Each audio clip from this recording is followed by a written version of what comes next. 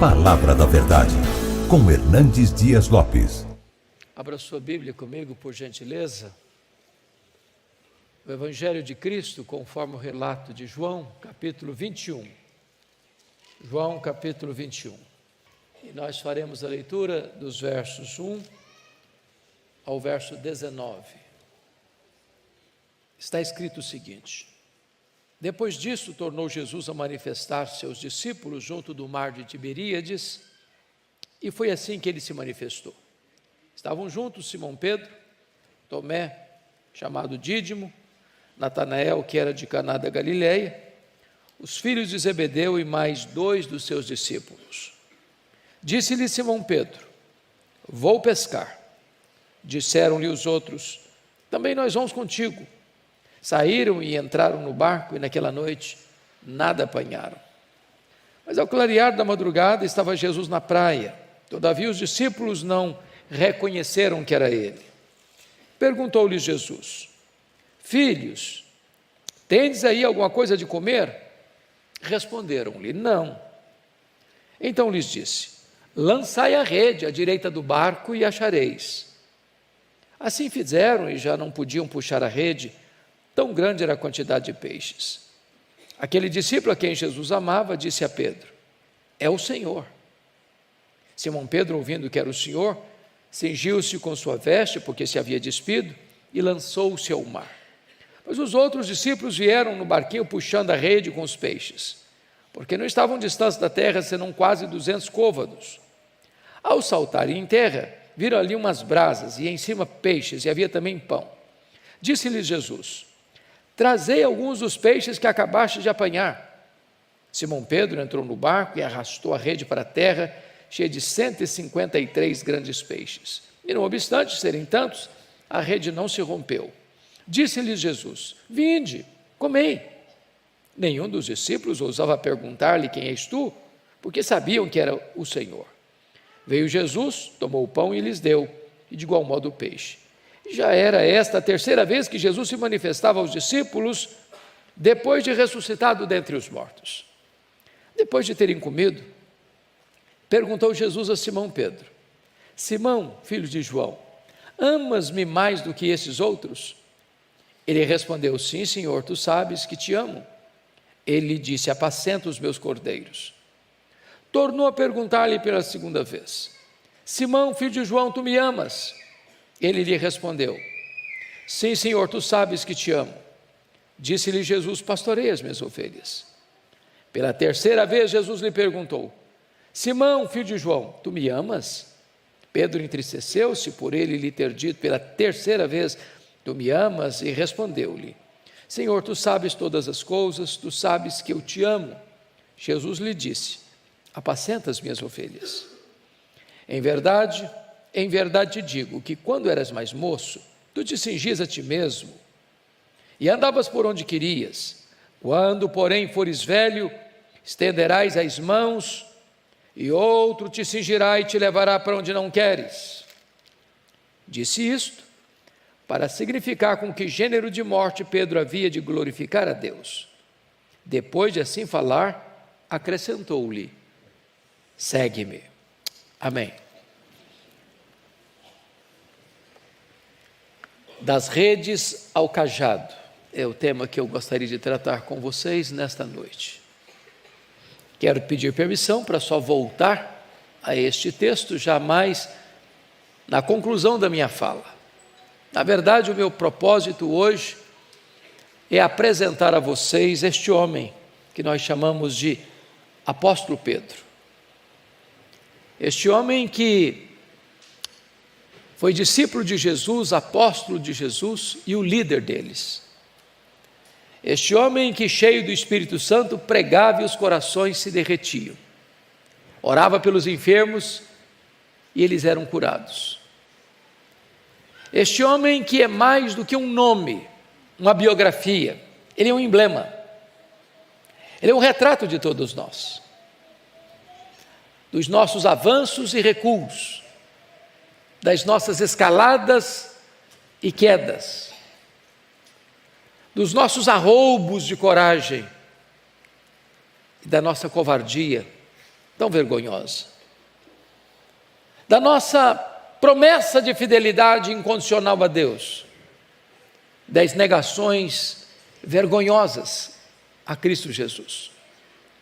Na verdade, Pedro não foi apenas um homem que viveu há quase 2000 anos. Pedro está aqui nesta noite.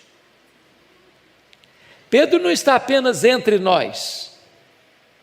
Pedro mora debaixo da nossa pele. O coração de Pedro bate em nosso peito. O sangue de Pedro corre em nossas veias. Nós somos Pedro. Então, o que Jesus fez na vida dele, pode fazer hoje na sua vida, na minha vida, na nossa vida, nesta noite. Para mim, uma das coisas mais interessantes é que um dos primeiros episódios relatados na Bíblia com Pedro e Jesus, acontece lá às margens do Mar da Galileia. Está lá registrado em Lucas 5. Aliás, Pedro nasceu ao redor desse lago, cresceu ao redor desse lago, trabalhou nesse lago. O Mar da Galileia é um lago, na verdade, Lago de Genezaré. Está a 220 metros abaixo do nível do mar Mediterrâneo, encurralado pelas montanhas de Golã e as montanhas da Galileia. E Jesus estava ensinando uma multidão, quando Pedro e os seus colegas de trabalho, depois de uma noite infrutífera de pescaria, lavavam as redes. E Jesus olha 2 barquinhos ancorados, um deles era o de Pedro, e propositadamente Jesus entrou no barco de Pedro e disse: ô Pedro, afasta o barco. E Pedro afasta o barco, e Jesus transforma aquele barco num púlpito, a água no veículo da sua voz, e dali ensina aquela grande multidão. Depois Jesus dá mais um passo na direção do coração de Pedro, e disse: Pedro, vá para o fundo, e lança as redes para pescar. O Pedro, que era um pescador profissional, logo recorreu à sua experiência, ao seu conhecimento e disse: Senhor, desse negócio aqui entendo eu sou um profissional, e eu vou dizer para o Senhor que o mar não está para peixe hoje. Trabalhamos a noite inteira, pegamos nada, mas de repente, um lampejo de fé acende na alma dele, e ele diz assim: mas sob a tua palavra eu lançarei as redes. E quando ele lança as redes, um cardume começa a pular nas redes, as redes começam a se romper, o barco não consegue reter o produto da pesca milagrosa, o outro barco precisa vir. E quando Pedro percebe que não está apenas diante de um dia de sorte, mas de um milagre extraordinário, ele larga para lá o barco, ele larga para lá as redes, ele larga para lá os peixes, nada na direção de Jesus, se prostra aos pés de Jesus e diz: Senhor, afasta-te de mim, vai embora de mim, arreda de mim, eu sou um pecador. E Jesus olhou para ele e disse: não temas, a partir de hoje eu farei de ti um pescador de homens. E Pedro abandona as redes, e Pedro começa a seguir Jesus, a ouvir Jesus, a ver os milagres de Jesus. Mais tarde ele é chamado para ser apóstolo de Jesus, e o líder deles, aquele que vai abrir a porta do evangelho para judeus e gentios. Agora diz a Escritura que Jesus está indo lá no norte de Israel, lá nas fraldas do Monte Hermon, lá na divisa com a Síria e com o Líbano, lá em Banes, onde nasce o Rio Jordão, lá em Cesareia de Filipe. E Jesus faz uma espécie de enquete com os seus discípulos, perguntando assim: quem dizem os homens ser o Filho do Homem? Em outras palavras, o que é que o povo comenta a meu respeito? E os discípulos disseram: Senhor, o povo anda muito confuso, não sabe nada na verdade. Uns acham que tu és João Batista, outros acham que tu és Elias, outros acham que tu és Jeremias, outros acham que tu és alguns dos profetas. Sabe nada não, o povo não sabe nada não. Talvez hoje ainda é assim. As pessoas têm uma noção de quem é Jesus, tem um retrato na mente de quem é Jesus, mas não do verdadeiro Jesus. Então Jesus pergunta para eles assim: e vós, quem dizeis que eu sou? O Pedro era um líder, ele era um homem falante, e ele não suportava que ninguém falasse na frente dele. Então ele se levanta em nome do grupo e responde: tu és o Cristo, o Filho do Deus vivo. Talvez até esperando um elogio de Jesus: olha Pedro, você é um homem muito inteligente, você é um homem muito capaz, você tem um refinado entendimento espiritual, parabéns. Mas não foi o que Jesus disse não. Jesus disse assim: bem-aventurado és, Simão Barjonas, porque não foi carne e sangue quem te revelaram, mas o meu Pai que está nos céus. Em outras palavras, Jesus está dizendo assim para Pedro: Pedro, você só sabe quem eu sou porque o Pai me revelou para você. Se o Pai não tivesse me revelado para você, como o povo, você também não saberia quem eu sou. E Jesus emenda e disse: eu também te digo que tu és Pedro, e sobre esta pedra eu edificarei a minha igreja, e as portas do inferno não prevalecerão contra ela. Está aqui, meus irmãos, em Mateus 16, 18, um dos textos mais importantes da Bíblia, de cuja correta interpretação depende o futuro do cristianismo. A grande pergunta é: quem é esta pedra sobre a qual a igreja está edificada? Na história da igreja nós temos 3 interpretações. Primeiro, o entendimento de que Pedro é a pedra. Hoje, mais de 800 milhões de pessoas subscrevem esse entendimento, que Pedro é a pedra. Há uma frase em latim muito conhecida que diz assim: ubi Petrus ibi ecclesia. Onde está Pedro? Aí está a igreja. A segunda interpretação é que a pedra sobre a qual a igreja é construída é a declaração de fé: tu és o Cristo, o Filho do Deus vivo. Onde esta declaração é feita, aí está a pedra fundamental da igreja. Mas a terceira interpretação, eu acho que todos nós aqui subscrevemos a terceira interpretação, é que Cristo mesmo é a pedra sobre a qual a igreja está edificada. Isso fica claro no texto, se não vejamos. Há na língua grega, que foi escrito esse texto, uma espécie de trocadilho entre a palavra pedra e a palavra Pedro. Pedra é Petro, pedra é Petra, é rocha, inabalável. Petros, Pedro, é um fragmento de pedra arrancado de um maciço rochoso. Pedra não deriva de Pedro, Pedro deriva de pedra. Então o que Jesus está dizendo para Pedro é mais ou menos o seguinte: eu também te digo que tu és Petros, fragmento de pedra, mas sobre esta pedra, sobre esta rocha que sou eu edificarei a minha igreja. Petra é uma metáfora usada na Bíblia apenas para Deus. O próprio Pedro entendeu isso. No sermão pregado em Jerusalém, ele afirmou que Jesus é esta pedra, rejeitada pelos construtores, mas a pedra de esquina, o fundamento da igreja. Quando já estava velho, ao escrever a sua primeira carta, ele reafirma esta verdade, que ele não é a pedra, Jesus é a pedra sobre a qual a igreja está edificada. O apóstolo Paulo, concordando com Pedro, vai escrever em 1 Coríntios 3,11, dizendo que ninguém pode lançar outro fundamento, além daquele que já foi posto, o qual é Cristo Jesus, nosso Senhor. Mas também, o pronome demonstrativo nos ajuda. Tanto no grego, quanto no inglês, quanto no português, há uma diferença entre esta e essa, não é verdade? Então, ilustrando, eu estou aqui com a minha Bíblia na mão, e eu digo esta Bíblia. Mas se eu coloco a Bíblia no púlpito e me afasto um pouco, eu digo essa Bíblia. Se Jesus tivesse a intenção de dizer que Pedro era pedra, ele teria dito: eu também te digo que tu és Petros, e sobre essa pedra edificarei minha igreja. Mas não foi o que ele disse. Jesus disse: eu também te digo que tu és Petros, mas sobre esta pedra eu edificarei a minha igreja. Então Jesus está tratando de 4 coisas aqui. Primeiro, ele é o fundamento da igreja. Segundo, ele é o dono da igreja. Eu edificarei a minha igreja.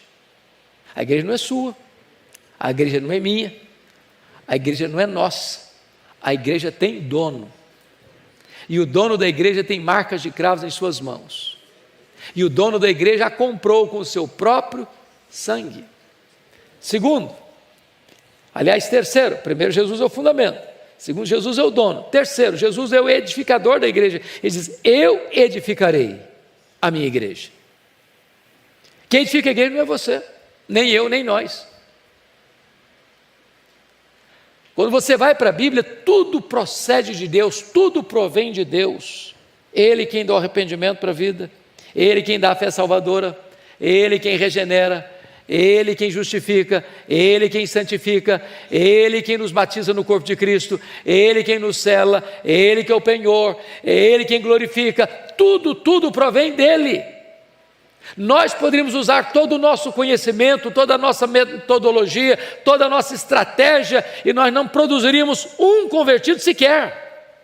Tudo procede dele, é ele quem está edificando a sua igreja. Um planta, outro rega, mas o crescimento vem de Deus, para que a glória só pertença a Deus. Mas em quarto lugar, Jesus é o protetor da igreja. As portas do inferno não prevalecerão contra ela. Ao longo destes 20 séculos, irmãos, o cristianismo enfrentou muitas lutas, muitas provas, muitas perseguições.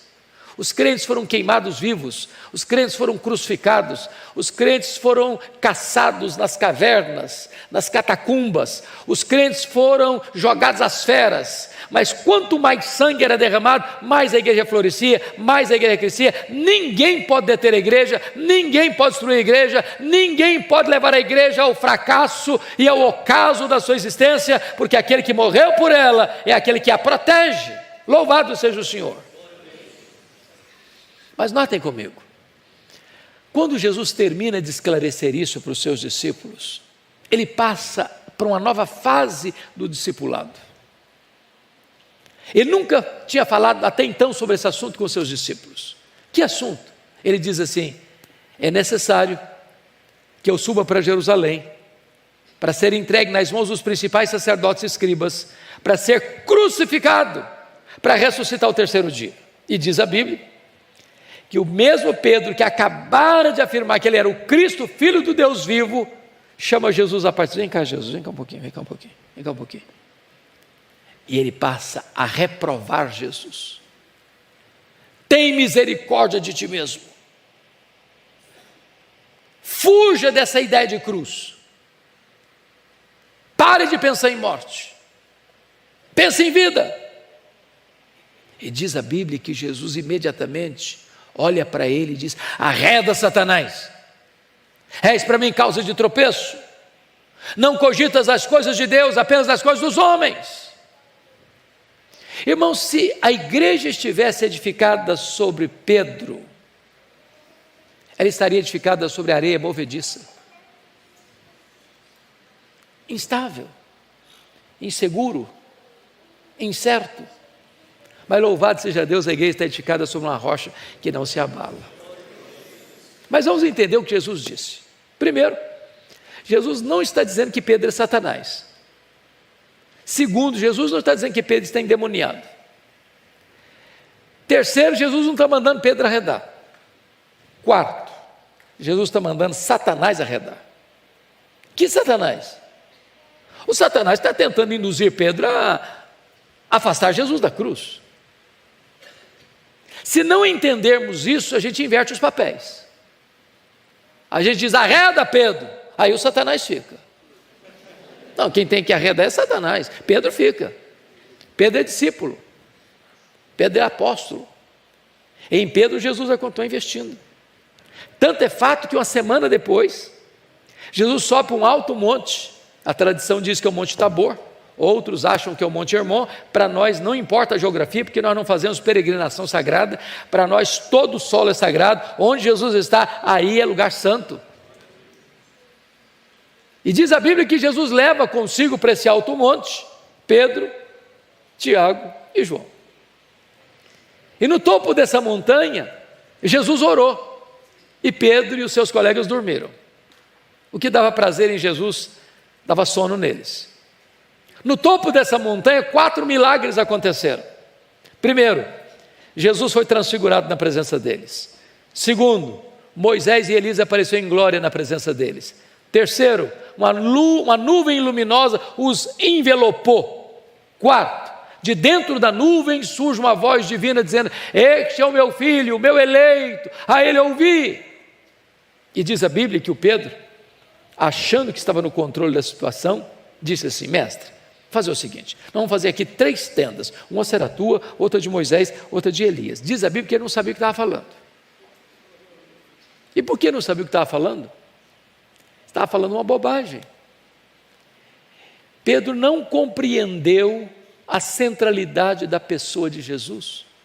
Ele quis comparar e equiparar Jesus ao representante da lei e ao representante dos profetas. Mas Jesus não é apenas um grande homem, ele é o próprio Deus entre os homens. Ele é único, ele é singular, ele é incomparável. Está aqui, irmãos, algo muito importante de entender. Nós vivemos uma geração que anda à cata de milagres. Nós vivemos uma geração em que pessoas fazem propaganda de milagres que nunca aconteceram. Nós vivemos uma geração em que as pessoas acham que, se elas contemplarem milagres, elas vão crer mais. E não é o que a Bíblia ensina. O que a Bíblia ensina é que a fé vem pelo ouvir e ouvir a palavra de Deus.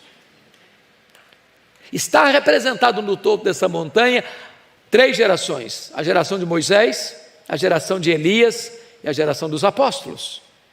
Leia sua Bíblia e você verá que foram as 3 gerações que mais viram milagres na história, e foram as 3 gerações mais incrédulas da história.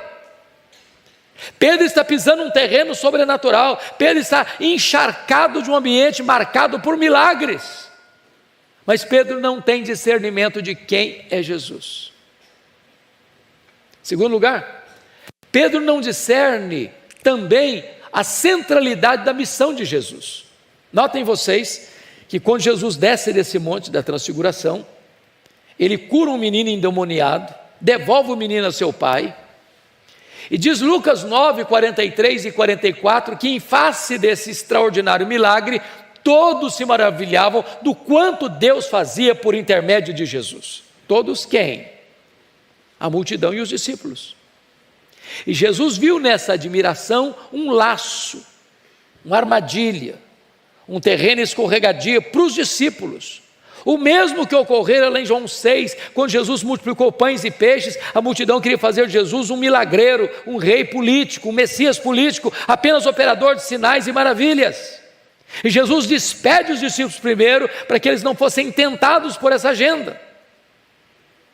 Quando os discípulos estão mais uma vez maravilhados com os milagres de Jesus, está lá escrito em Lucas 9, 44, Jesus dizendo assim para eles: fixai nos vossos ouvidos as seguintes palavras: o Filho do Homem vai ser entregue nas mãos dos homens. O que significa isso? O que ele está dizendo é o seguinte: não pensem vocês que eu vou mudar minha agenda. Não pensem vocês que eu desci do céu para ser apenas um Messias político. Não pensem vocês que a finalidade da minha vida foi operar milagres, curar os enfermos, levantar os paralíticos, purificar os leprosos. Não. Eu estou fazendo isso para confirmar uma missão maior. Eu vinha para ir para a cruz, é para a cruz que eu estou indo, porque é lá na cruz que eu vou libertar vocês, é lá na cruz que eu vou tornar vocês verdadeiramente livres.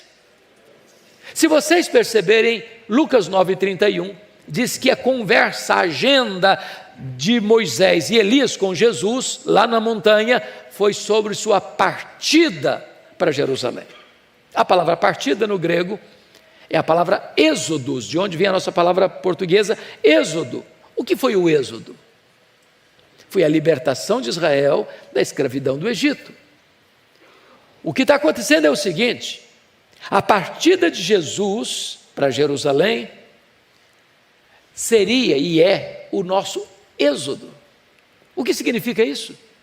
Significa que foi na cruz que Jesus nos libertou. Foi na cruz que Jesus quebrou as nossas algemas. Foi na cruz que os portões de ferro que nos mantinham num cativeiro cruel foram arrebentados, esses portões. E nós fomos tirados da casa do valente, do império das trevas, das garras e potestades de Satanás, na cruz do Calvário. Mas diz Lucas 9:45 que os discípulos, inclusive Pedro, não entenderam isso. Pois bem, a partir de agora Jesus vai subir para Jerusalém. Está lá em Lucas 9, 51 e 53, que todo mundo lia isso no rosto de Jesus. Ficava claro que estava indo mesmo, sabendo que ele estava indo para ser preso, condenado, crucificado. Ele está indo como um rei, caminha para a sua coroação. E quando ele está entrando em Jerusalém, tem uma multidão esperando e tem outro acompanhando, e as duas multidões se juntam para gritar e cantar: Hosana, Hosana, bendito que vem em nome do Senhor. Ele vai descendo o Monte das Oliveiras, ele vai atravessando o Vale do Cedron, ele vai subindo as encostas do Monte Moriá, na entrada da cidade, e quando ele está entrando na cidade, diz o texto que a multidão canta e Jesus chora. Por que Jesus chora? Porque Jesus percebeu que Jerusalém não aproveitou o tempo da sua visitação. A Jerusalém que matou os profetas haveria de crucificá-lo. Jesus chora porque profeticamente vê a cidade sendo arrasada até os fundamentos pelos romanos e a maior dispersão dos judeus de todos os tempos, desde o ano 70 a 14 de maio de 1948. Jesus purifica o templo, dá alguns ensinamentos. Depois diz a Bíblia que Jesus não fala mais para as multidões. Jesus se dirige a Pedro e João e diz assim: vocês dois vão preparar um lugar para que eu possa comer a Páscoa com vocês. Pedro e João preparam o cenáculo no Monte Sião. É quinta-feira à noite. A mesa está pronta. Cordeiro assado, pão sem fermento, ervas amargas, vinho e do lado uma bacia com água e uma toalha. Ninguém se assentava à mesa sem lavar os pés. Sabem por quê? Jerusalém está dentro de um deserto. Não era tênis e sapato e botas fechados como se usa hoje. Eram sandálias de couro cru abertas, os pés empoeirados. As mesas não eram altas para se esconder os pés como temos hoje, as mesas eram baixas. Seu pé ficava exposto e bem próximo do rosto do vizinho. Mas lavar os pés era o papel de um escravo. Eles eram muito orgulhosos para isso. O que fizeram? Assentaram à mesa mesmo, sem lavar os pés. O papo que rolou na mesa foi esse: e aí, quem de nós é o maior? Quem de nós é o mais importante? Quem de nós tem primazia? Quando Jesus percebeu que eles estavam antenados no outro canal, Jesus choca-os, levantando-se da mesa, cingindo-se com a toalha, pegando a bacia e começando a lavar os pés dos discípulos. Imagine o constrangimento. Olha o tapa de luva. Olha a vergonha. Olha Jesus lavando os pés de Tomé, de Judas Iscariotes, de Mateus. Aí Jesus chega bem diante de Pedro. Pedro, eu acho que arregalou os olhos e perguntou assim: tu me lavarás os pés a mim? E Jesus disse: o que eu faço agora tu não entendes, entendê-lo-ás depois. O Pedro, que era radical, disse: nunca me lavarás os pés. Não, isso eu não vou deixar. Não, isso é muita humilhação. O senhor não vai fazer isso não. Os meus pés tu não vais lavar. Aí Jesus olha para ele e diz: se eu não te lavar os pés, tu não tens parte comigo. Aí ele era 880, então o senhor lava os pés, o senhor lava as mãos, o senhor lava a cabeça, o senhor me dá um banho e pronto. Aí Jesus falou: não, Pedro, você não está entendendo nada agora. Todos vocês já estão limpos, exceto um.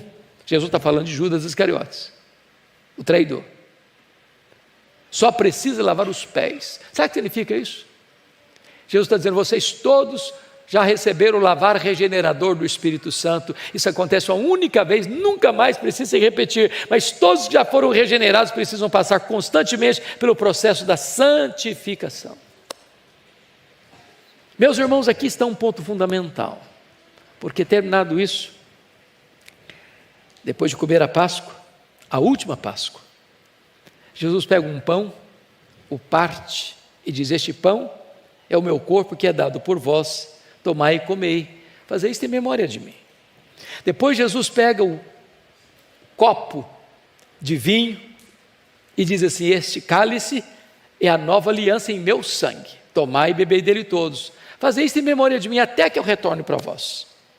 Ali está um corte radical na história da humanidade e do cristianismo. A partir daquele momento cessou a Páscoa judaica. A partir daquele momento não tem mais matança de cordeiro. A partir daquele momento Jesus se apresenta como o Cordeiro de Deus que tira o pecado do mundo. A partir daquele momento Jesus é o nosso Cordeiro Pascal. A partir daquele momento a história muda. E aí diz a Bíblia que Jesus canta um hino e vai descer para o Monte das Oliveiras. E quando ele está descendo, Jesus disse assim para os seus discípulos: nesta noite, todos vós vos escandalizareis comigo, como está escrito, ferirei o pastor e as ovelhas ficarão dispersas. Aí Jesus chega bem perto de Pedro: Pedro, Satanás vos requereu para peneirardes como trigo, mas eu roguei por ti para que a tua fé não desfaleça. Quando voltares para mim, fortalece os teus irmãos. Eu acho que o Pedro deu uma raspada na garganta e disse: Senhor, eu estou sabendo o que está acontecendo. Eu sei que nos bastidores a coisa está muito difícil. Eu sei que a coisa vai pegar. Eu sei que nos bastidores eclesiásticos estão tramando a tua prisão, a tua morte. Jesus, eu acho que os meus colegas não têm tutano para aguentar isso não. Mas deixa eu contar uma coisa para o senhor. Eu sou um cara batuta. A corda não rói do meu lado. Ainda que todos te abandonem, eu jamais. Por ti darei minha vida. Eu estou pronto a ir contigo para a prisão e para a morte. E Jesus olhou bem nele e disse: Pedro, em verdade te digo que nesta mesma noite, antes que o galo cante, tu me negarás 3 vezes. Acho que o Pedrão calou. Descer o vale do Cedron, mergulhar nas fraldas do Monte das Oliveiras, tinha uma prensa de azeite lá. E diz a Bíblia que Jesus deixou 8 para trás, pegou Pedro, Tiago e João e disse: vocês 3 vêm comigo. Quando Jesus ficou sozinho com eles, abriu o coração para eles e disse: a minha alma está profundamente triste até a morte, ficai comigo, vigiai comigo. E Jesus avança sozinho para o interior do jardim. Ele, o Criador do universo, botou o rosto no chão. E diz Hebreus 5,7, que ele ofereceu forte clamor e lágrimas, aquele que podia libertá-lo da morte, disse, chorando e orando, diz: Pai, se possível, passa de mim este cálice, sem que eu beba, se não seja feita a tua vontade.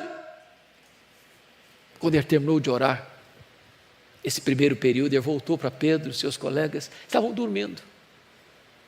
Jesus não acorda os 3 não, só acorda o Pedro. Diz: Pedro, nem uma hora pudeste vigiar comigo? Vigiai e orai para que não entreis em tentação. O espírito está pronto, mas a carne é fraca. Jesus volta para o segundo período de oração, ora e chora, repete as mesmas palavras. Vem um anjo do céu e o consola. Voltou para Pedro, seus colegas, estava dormindo de novo. Aí Jesus volta para o terceiro período. Agora ele não apenas chora, não. Agora ele sangra. Agora ele molha o chão não só com as lágrimas, mas com o seu sangue. A batalha é terrível, é titânica. A angústia de Jesus, irmãos, estava diante daquele cálice amargo. Que cálice era esse? Que provocava tanta angústia em Jesus. Alguns acham que esse cálice era a certeza de que seria preso, abandonado, cuspido, esbordoado, vilipendiado, crucificado. E a resposta é 1000 vezes não. Este cálice era a santa ira de Deus que vinha cair sobre a sua cabeça, sobre a minha cabeça. E Jesus sorveu sozinho esse cálice amargo, gota a gota. Este cálice era a consciência de que, sendo ele santo, seria feito pecado por nós. Este cálice era a consciência de que, sendo ele bendito eternamente, seria feito maldição por nós. Este cálice era a consciência de que lá na cruz ele gritaria: Deus meu, por que me desamparaste? Este cálice era a consciência de que ele estaria tomando o meu lugar, o seu lugar, o nosso lugar naquela cruz e morrendo a nossa morte e sofrendo o golpe da lei para satisfazer a plena justiça de Deus. Quando ele se levanta desse terceiro período de oração, não tem mais angústia nele não. Não tem mais angústia. A batalha foi no Getsemane. Agora ele vai ser levado para o Sinédrio e ele está firme como uma rocha. Agora ele vai ser levado para o pretório romano e quem está desesperado é o governador Pôncio Pilatos. Ele está sereno. Agora ele vai ser levado pelas ruas de Jerusalém, carregando lenho. As mulheres saem chorando. Ele diz: por que vocês estão chorando por mim? Chorem por vós, chorem por vossos filhos. Agora ele vai ser pregado naquela cruz e ele transforma aquele patíbulo de horror num palco para a glória de Deus. E profere palavras benditas àquela multidão ensandecida: Pai, perdoa-lhes, porque não sabem o que fazem. Ao ladrão arrependido: hoje mesmo estarás comigo no paraíso. A sua mãe que estava chorando ao pé da cruz: mulher, eis aí teu filho, filho, eis aí tua mãe. Expressando a sua angústia, no sentido de ter tomado o nosso lugar. Havendo trevas ao meio-dia, Deus meu, por que me desamparaste? Expressando a sua dor física, mas com segurança: tenho sede. Mas a sexta palavra é a palavra de vitória, retumbantemente de vitória: está consumado. E ele diz: Pai, nas tuas mãos eu entrego o meu espírito. Aquela quinta-feira à noite, Jesus foi acusado no Sinédrio, Pedro não estava lá. Na sexta de manhã, Jesus é levado ao pretório romano, Pedro não estava lá. Às 9h da manhã, Jesus é crucificado e Pedro não estava lá. Às 3h da tarde, Jesus morre na cruz e Pedro não estava lá. No sábado, Pedro está trancado com medo dos judeus. No domingo não é Pedro, são as mulheres da Galileia que vão ao sepulcro, pensando quem vai rolar a pedra. E elas chegam, a pedra está rolada, elas olham, o túmulo está aberto, elas entram, o túmulo está vazio, elas saem, um anjo pergunta para elas: o que vocês vão fazer aqui? Procurar entre os mortos aquele que está vivo. Ele não está mais aqui não, ele ressuscitou. E o anjo diz: tem um recado aqui: ide dizer aos seus discípulos e a Pedro que ele irá diante de vós para a Galileia, lá o vereis como ele vos disse. Por que Pedro? Se ele também era discípulo, por que o nome dele? Por que a menção dele? É porque Jesus sabia que Pedro não se sentia mais discípulo. Pedro, Petros, fragmento de pedra, mentira, apenas pó. Negou seu nome, negou sua fé, negou seu apostolado, negou o seu Senhor. Pedro desistiu de Jesus, mas Jesus não desistiu de Pedro. Eu quero dizer para você que apesar das nossas mazelas, dos nossos fracassos, dos nossos deslizes, das nossas quedas, da nossa covardia, Jesus não desiste de nós. Bendito seja o seu nome. Mas imagine comigo essa caminhada. De Jerusalém a Galileia são 153 quilômetros a pé. Eu acho que cada passada que Pedro dava era uma fisgada na alma, era uma martelada na consciência.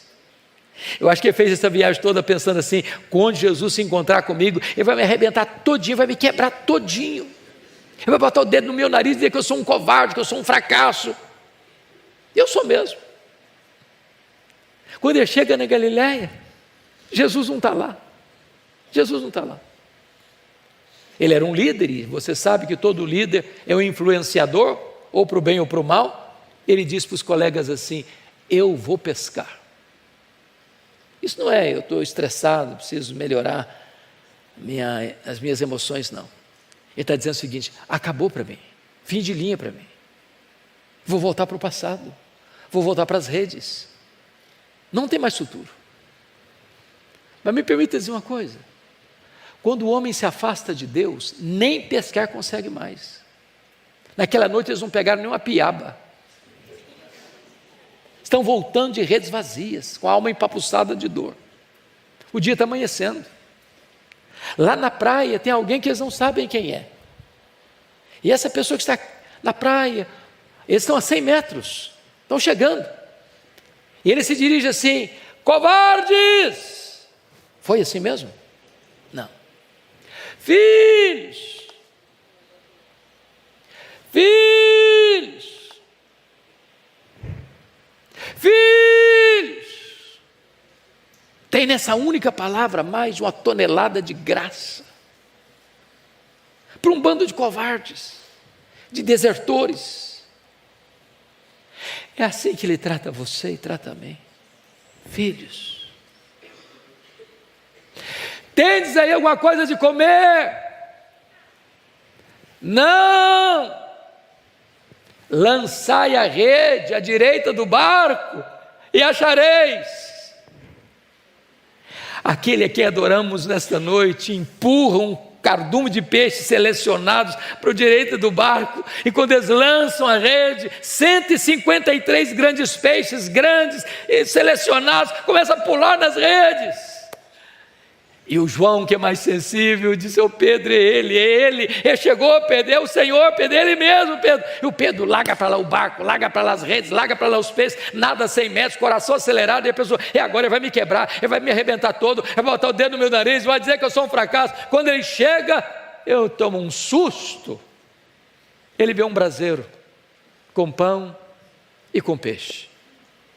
Só tem 2 lugares no Novo Testamento onde a palavra aparece a palavra braseiro. Foi onde Pedro negou Jesus e onde Pedro foi restaurado por Jesus.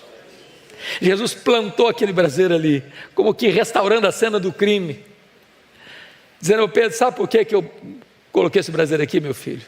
Para curar a sua psique, para curar suas emoções, para curar a sua alma, para dizer para você que na mesma geografia que você me negou, eu vou lhe dar a oportunidade de me confessar.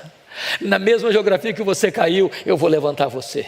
Na mesma geografia que você foi um fracasso, eu vou restaurar você, vou usar você de uma maneira tão poderosa. Sabe por quê, Pedro? Porque a minha graça é maior do que o seu pecado. Depois de alimentá-los, Jesus se aproxima do Pedro, disse: Pedro, Simão, filho de João, tu me amas mais do que estes outros? Uai, Jesus, eu não estou te entendendo. Por que deveria eu amar-te mais do que os outros? Não me basta amar-te igual aos outros? Por que Jesus fez essa pergunta?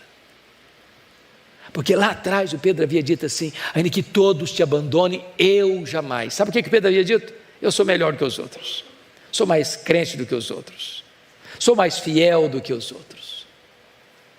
Na verdade, o que Jesus está perguntando para Pedro é o seguinte: ô Pedro, você ainda acha mesmo que você é mais crente do que os outros? Que você é melhor que os outros? Que você é mais fiel do que os outros? Você ainda mantém a mesma opinião a seu respeito, Pedro?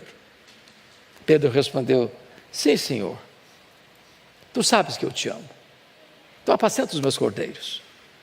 Aí Jesus pergunta a segunda vez: Simão, filho de João, tu me amas? Agora não pergunta se ama mais não, só pergunta se ama. Sim, Senhor, tu sabes que eu te amo. Então, pastoreia as minhas ovelhas. Aí Jesus pergunta a terceira vez: Simão, filho de João, tu me amas? Ficou triste. Terceira vez: ah, Senhor, tu sabes todas as coisas, tu sabes que eu te amo, então apacenta as minhas ovelhas. Por que Jesus pergunta 3 vezes? Óbvio, porque 3 vezes o Pedro negou. Mas o que isso significa? O que Jesus quis dizer é o seguinte: ô Pedro, sabe por que eu estou perguntando a você 3 vezes? Você caiu a primeira vez, Pedro? Você me negou a primeira vez, Pedro? A minha graça é suficiente para levantar você. Você tropeçou a segunda vez, Pedro? A minha graça é suficiente para recuperar você. Você fracassou na terceira vez, Pedro? A minha graça é suficiente para botar você de pé, Pedro. A minha graça é maior que o seu pecado, Pedro. Mas, amados, há uma coisa aqui nesse texto que é belíssima, mas não dá para traduzir para o português. Vocês sabem que na língua grega tem 4 palavras diferentes para amor: a palavra eros, storge, filia e ágape. A palavra ágape é o amor sacrificial, o amor que dá a vida pelo outro, que morre pelo outro. A palavra filia é o amor de amizade, eu gosto de você. Quando Jesus perguntou para Pedro a primeira vez: Simão, filho de João, tu me amas? Jesus usou o verbo agapau. Petros agapas-me. Tu me amas com amor ágape? Tu me amas a ponto de dares tua vida por mim, de morreres por mim? Pedro não respondeu essa pergunta. O que Pedro respondeu foi o seguinte: não, Senhor, amor ágape eu não tenho. Eu não tenho coragem de morrer por ti, eu não estou pronto a dar minha vida por ti, eu apenas gosto de ti. E respondeu: Filose. Aí Jesus pergunta a segunda vez do mesmo jeito: Simão, filho de João, Petros, agapas-me, tu me amas com amor ágape, tu me amas a ponto de dares tua vida por mim? Pedro não respondeu de novo essa pergunta. Ele respondeu assim: não, Senhor, amor ágape eu não tenho. Eu não tenho coragem de morrer por ti, eu não estou pronto a dar minha vida por ti, eu só gosto de ti, filose. Por que Pedro ficou triste a terceira vez? Porque Jesus mudou a pergunta. Jesus usou na terceira pergunta o mesmo verbo que Pedro estava usando nas duas perguntas anteriores e perguntou para ele: Petros, fileis-me, pelo menos tu gostas de mim? E ele respondeu do mesmo jeito: filho, eu só gosto do Senhor, é só isso, e nada mais. O que significa isso? Quando Pedro, confiando em si, prometeu para Jesus que daria a sua vida por ele, Pedro negou Jesus. Mas quando Pedro humildemente reconheceu que não tinha capacidade nele mesmo para morrer por Jesus, aí Jesus o capacitou a dar a sua vida por ele. A partir de agora, irmãos, Pedro é um novo homem. Pedro é um homem de oração, Pedro é um homem cheio do Espírito Santo, Pedro é um homem que prega e os corações se derretem, Pedro é um homem que ora e as pessoas são curadas, Pedro não tem mais medo de açoite, de prisão, de martírio, Pedro é um gigante de Deus. Mas preste atenção nisso. Jesus está restaurando também, não só a vida dele, mas o ministério dele. Jesus está fazendo uma transição de novo das redes para o cajado. Talvez hoje eu esteja falando aqui para pessoas que já foram gente de linha de frente, de vanguarda, de liderança, mas que aconteceu um fracasso na vida, uma luta, uma queda, um deslize, uma negação. E hoje Jesus está aqui para restaurar a sua vida, para restaurar o seu ministério, para colocar de volta na sua mão um cajado, para você transicionar da rede para o cajado. E eu termino dizendo que foi nesse momento e nessa circunstância que aparece o verso 18 e Jesus diz assim para Pedro: ô Pedro, você está lembrado daquele dia que você falou que daria sua vida por mim? Sim, senhor, estou lembrado. Pois é, Pedro, esse dia vai chegar. Não é agora não, é quando você ficar velho. Quando você ficar velho, Pedro, você que vai e volta e anda por onde você quer, quando você ficar velho, Pedro, eles vão pegar você, eles vão cingir você, mas com esse gênero de morte, você vai glorificar a Deus. E depois Jesus diz para ele: segue-me. Não é segue-me para o sucesso, nem para a riqueza, nem para a glória humana, é para a cruz, é para a morte. Mas com esse gênero de morte, você vai glorificar a Deus. Eu fico pensando, pastor Ival, que se não for a graça, o cara tinha que ser internado numa clínica psiquiátrica. Você já pensou nisso? Em vez de aposentadoria, de jubilação, a cruz. Não tem uma casinha na praia, nem uma casinha na montanha, mas cruz. Imagina o Pedro pregando um sermão abençoado, passa pela cabeça dele: quando você ficar velho, você vai morrer crucificado. Ele era casado, chegava em casa, a esposa vinha dar um abraço nele e passava na cabeça dele: quando você ficar velho, você vai morrer crucificado. Não, isso não deixou Pedro grilado, não. Ficou traumatizado, não. E ele vai contar para nós, eu encerro aqui, ele vai contar para nós o que aconteceu com ele quando chegou essa hora. Está na Bíblia. Abra aí sua Bíblia, eu encerro aqui. Segunda carta de Pedro, capítulo 1, versos 14 e 15. Olha lá comigo. Ele vai dizer o seguinte. Segunda carta de Pedro, versículo 14, capítulo 1, verso 14. Ele diz assim: certo de que estou prestes a deixar o meu tabernáculo, como efetivamente nosso Senhor Jesus Cristo me revelou. Estou certo de que estou prestes a deixar o meu tabernáculo. É a mesma ideia de Paulo. O tempo da minha partida é chegado. Deixar o tabernáculo é uma figura de linguagem para dizer morrer. Como efetivamente nosso Senhor me revelou, ou seja, a morte dele foi revelada por Jesus, na velhice e a forma, crucificado. Como é que ele reage a isso? Versículo 15: mas de minha parte, esforçar-me-ei diligentemente, por fazer que a todo tempo, mesmo depois da minha partida, mesmo depois da minha morte, conserveis lembrança de tudo. Sabe o que ele está dizendo? Roma vai me matar, mas Roma não vai botar um ponto final no meu ministério. Roma vai calar minha voz, mas Roma não tem poder de calar a voz do Evangelho. O que eu preguei vai continuar reverberando no coração das pessoas. A mensagem vai continuar espalhando por todo mundo. Bendito seja Deus. O que é importante não é o obreiro, é a obra. O que é importante não é o evangelista, é o evangelho. Deus sepulta os seus obreiros e a sua obra avança, e a sua obra continua, e é por isso que você e eu estamos aqui nesta noite. Bendito seja Deus.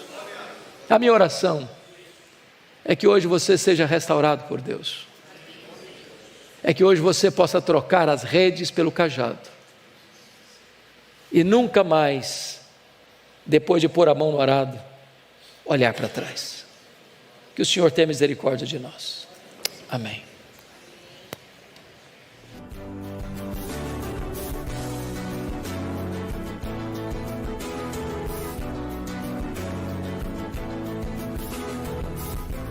Palavra da Verdade, com Hernandes Dias Lopes.